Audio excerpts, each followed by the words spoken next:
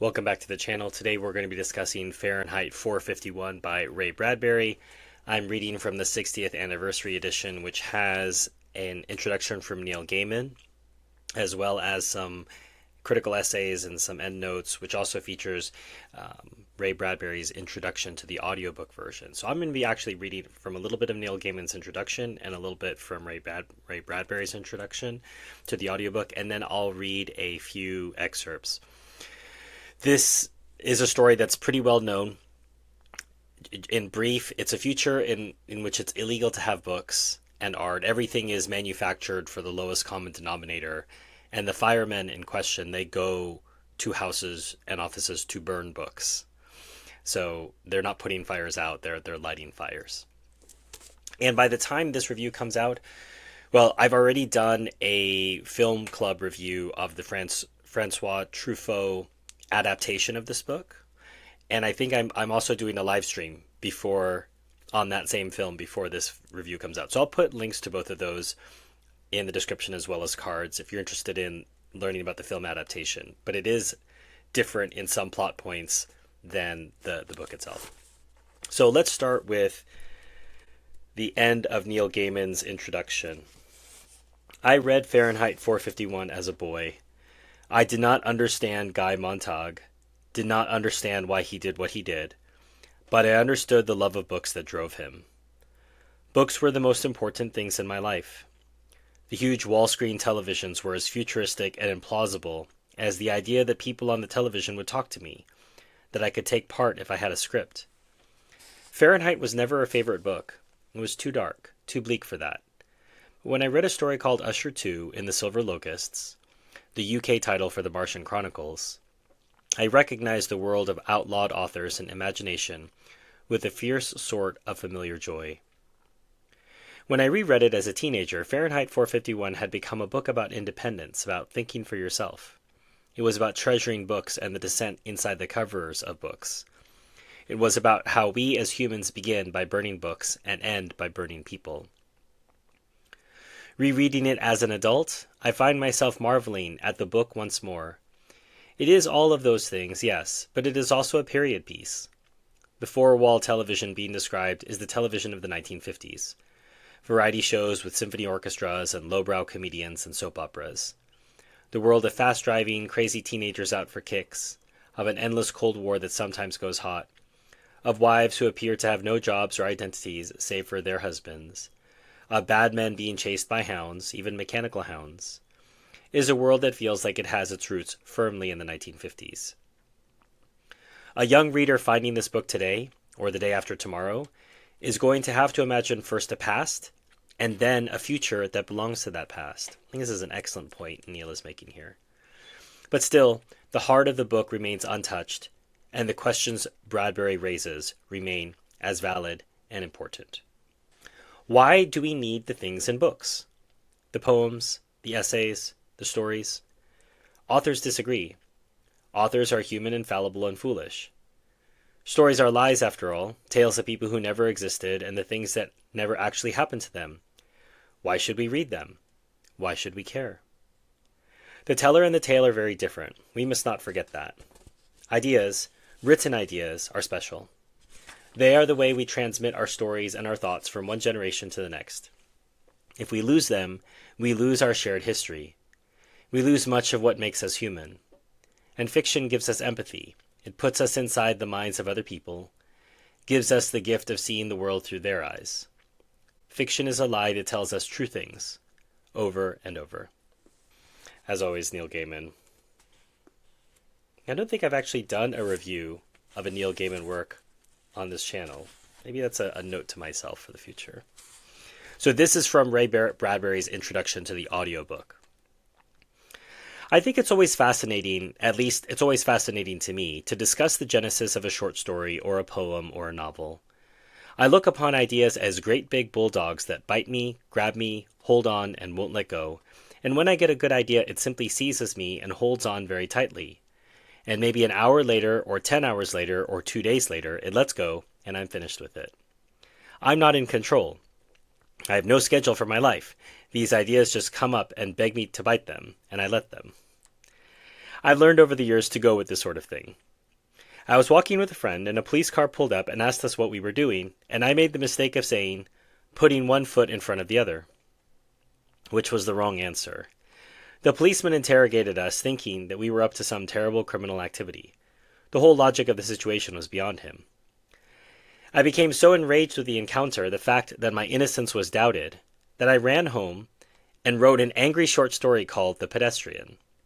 Well now, if it hadn't been for that encounter with that policeman, a lot of other wonderful things would never have happened. When I look back now, I realize how fortunate it was that policeman stopped me that particular night, because it set in order, and in a certain kind of emotional progression, a whole series of things rolling. Not only did I finish the short story The Pedestrian, but then, a number of months or perhaps a year later, I took that pedestrian out into the streets of the city of the future, and I wandered that pedestrian around. Along the way, I changed the sex of that pedestrian from a man to a girl named Clarice McClellan, and I had her out walking late at night, scuffing the leaves, looking at the stars, smelling the wind, waiting for rain, and she smells kerosene. Around the corner, from the other direction, comes a man smelling of kerosene, and she speaks to him and says, "Oh, I know who you are. I know what you do.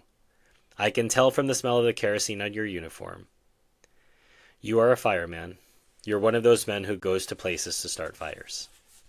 So here we have then Montague running through the future, pursued by book burners, trying to save knowledge. And all this goes back into my own background when I was a child. I'm a library-educated person. I've never made it to college. When I left high school, I began to go to the library every day of my life for 5, 10, 15 years. So the library was my nesting place. It was my birthing place. It was my growing place. And my books are full of libraries and librarians and book people and booksellers. So my love of books is so intense that I finally have done what? I've written a book about a man falling in love with books. How unusual that is. It's not a love story on any other level. And when the film finally came out, it wasn't a love story, except it was the love story of Montague and literature. I think that's quite unusual in the history of the world. I don't think there are very many writers around who have written that many books, about libraries, about knowledge, and how precious it is, and how we must keep it. And finally, how did I title this? Well, I called it all sorts of things along the way. At one time it was called Long After Midnight. It was called The Fireman for a while. But I didn't like any of those titles. And then I asked myself, well, what is the temperature that books catch fire at and burn? And I called the UCLA physics department, and I called the chemistry department. I called several other universities. Nobody knew, and nobody seemed to be able to look it up for me. And finally, a light went on in my head, and I called the fire department. And I said, put me through to the fire chief. I got hold of the fire chief here in Los Angeles, and I said, at what temperature does book paper catch fire and burn? He said, just a moment, I'll be right back. He came back and said, 451 Fahrenheit. And I thought, oh, that's beautiful. It's perfect. So I reversed it and said Fahrenheit 451, and there you have the title. And if we start using Celsius in the next few years, I will be severely disappointed. So there's bookends. Neil Gaiman writing more than 60 years after the original publication, Ray Bradbury writing some years after the original publication, but both of them giving you a sense of what this is about. And you have to think about the idea that people who are dealing with an antagonistic force will often have more deep understanding than the general public for that. And that seems like an obvious observation, but it can also lead you to stray. So, for example, there are cops who deal with criminals, and then sometimes they get involved with the criminals. That's a bad thing. But on the other side, and of course I've got Palestine on the mind, you have British soldiers who were working during the mandate, and they saw what was happening to the Palestinians, and they said it was wrong because they were experiencing it there. They were able to see it. They were put against the Palestinians, but they were able to observe things, and they were able to dissent, sometimes effectively, most often than not at all effectively. So here, Montague is put in the position of antagonist against the books. It brings him into contact with the books, and then he has to decide for himself. And I think that's up to any of us. We don't have to be in a position of authority fighting something. We just have to be told something is bad. And then the question is, am I willing to examine that and see whether it is bad, and then fight the programming I've been given? In this world, he's been programmed that books are bad, books are evil. And he's willing to examine and say, is it really bad? Is it really evil? And look at it more closely. So let's dig in a little bit to the text itself now that we've been talking around it. Beatty peered at the smoke pattern he had put out on the air. Picture it, 19th century man with his horses, dogs, carts, slow motion. Then in the 20th century, speed up your camera. Books cut shorter, condensations, digests, tabloids. Everything boils down to the gag, the snap ending. Snap ending, Mildred nodded. Classics cut to fit 15-minute radio shows, then cut again to fill a 2-minute book column, winding up at last as a 10 or 12-line dictionary resume. I exaggerate, of course. The dictionaries were for reference, but many were those sole knowledge of Hamlet. You know the title certainly, Montague. It is probably only a faint rumor of a title to you, Mrs. Montague, whose sole knowledge, as I say, of Hamlet was a 1-page digest in a book that claimed, "Now at last you can read all the classics. Keep up with your neighbor." Do you see? Out of their nursery, into the college, and back to the nursery. There's your intellectual pattern for the past 5 centuries or more. This is a great point. It's something that you'll often hear in radio interviews. Someone will come on, they've just written a 300 or 400-page book, sometimes much more than that. And they said, so the host will say, okay, so tell us what the main idea is. And only a few times have I heard someone push back on this narrative. I've heard journalists push back. Robert Fisk, for example, I think is someone who I've heard say, this is crazy for you to say this to me. There's no way that I can explain this work of 2-3 years and just give you all of it in 1 or 2 sentences. But that's the demand of the modern world. We want the answers without paying any prices.